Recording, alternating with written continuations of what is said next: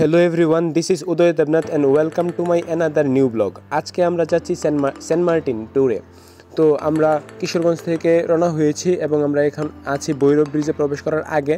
এখানে একটি সামান্য যাত্রা বিরতি দিয়েছে, তো আমরা সবাই একটু ঘোরাঘুরি করছি এবং আমরা দেখতে দেখতে ভৈরব ব্রিজে চলে আসলাম। এই ভৈরব ব্রিজটি অনেক জনপ্রিয়।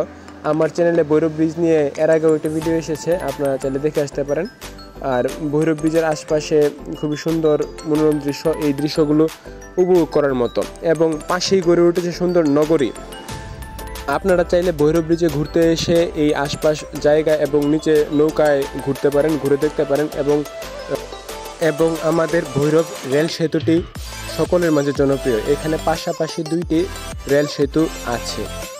এই রেল সেতুটির একটি হলো ব্রিটিশ রেল সেতু এবং পরবর্তী সময়ে নির্মাণ করা হয়েছে।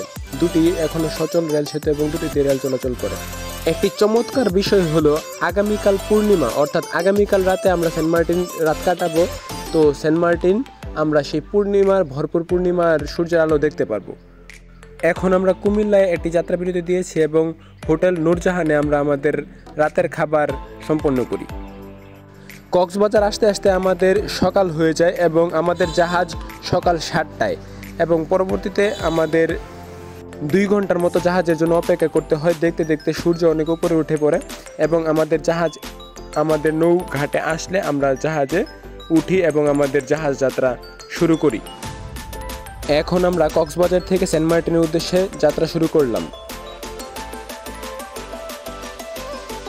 এই ভ্রমণটি ছিল খুবই মনোমুগ্ধকর। সুন্দর সাম্পান নৌকাগুলো সমুদ্রের উত্তাল সমুদ্রের ঢেউ কাটিয়ে সামনের দিকে অগ্রসর হচ্ছে, তা দেখতে খুবই চমৎকার ছিল। এবং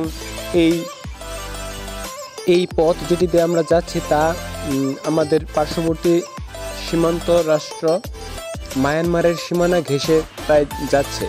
এই যে পাহাড়গুলো দেখা যাচ্ছে, এই পাহাড়গুলোর পরবর্তীতেই মায়ানমারের সীমানা। একটি দুঃখজনক ব্যাপার হলো কক্সবাজার টু সেন্ট মার্টিন এই রুটে সাধারণত গাংচিলের পরিমাণ খুবই কম থাকে, কিন্তু এর আগে আমরা গিয়েছিলাম টেকনাফ থেকে সেন্ট মার্টিন। সেই ভ্রমণে গাংচিলের পরিমাণ ছিল অনেক, যা আরও মনোমুগ্ধকর ছিল। এবং দেখতে দেখতে আমরা সেন্ট মার্টিন দ্বীপে চলে এসেছি প্রায়। দূর থেকে দেখতে এই দ্বীপটিকে আরও অনেক ছোট মনে হচ্ছে এবং আমরা এখানে দুপুরের খাওয়া দাওয়া শেষ করে বিকালে ঘুরতে বের হই। আজকে আমরা সেন্ট মার্টিনের দক্ষিণ বিচে সূর্য অস্ত দেখি এবং সূর্য খুবই দ্রুত মনে হলো যেন অস্ত নেমে গিয়েছে এবং সেই সুন্দর সাম্পান নৌকাগুলো ভেদ করে সূর্য নিচে তলিয়ে গেল। আর এর আগে আমরা যেটা বলেছিলাম, আজকে পূর্ণিমার রাত এবং এক পাশে সূর্য অস্ত যাচ্ছে, অন্য পাশে চাঁদের আলো ঝলমল করছে। চাঁদের আলো এই পরিবেশটাকে আরও অনেক মায়াবী করে তুলেছে। চাঁদের আলোর মায়ায় আমি মুগ্ধ হয়ে গিয়েছিলাম। এই ক্ষুদ্র জ্ঞান নিয়ে আমি একটা রিকমেন্ডেশন করতে চাই, যদি কেউ সেন্ট মার্টিন ঘুরতে আসেন তাহলে অবশ্যই পূর্ণিমার সময় বুঝে তারপর ঘুরতে আসবেন, তাহলে এই ভ্রমণটা অন্য লেভেলে চলে যাবে।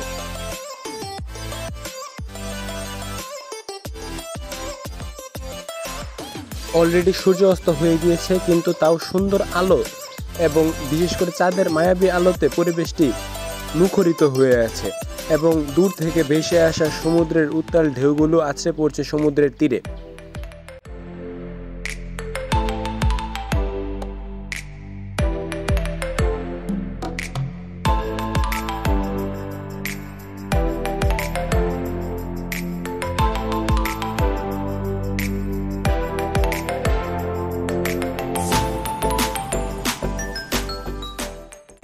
সব মিলিয়ে চাঁদের আলো এবং এই সুন্দর পরিবেশের আমি মায়ায় পড়ে গিয়েছিলাম।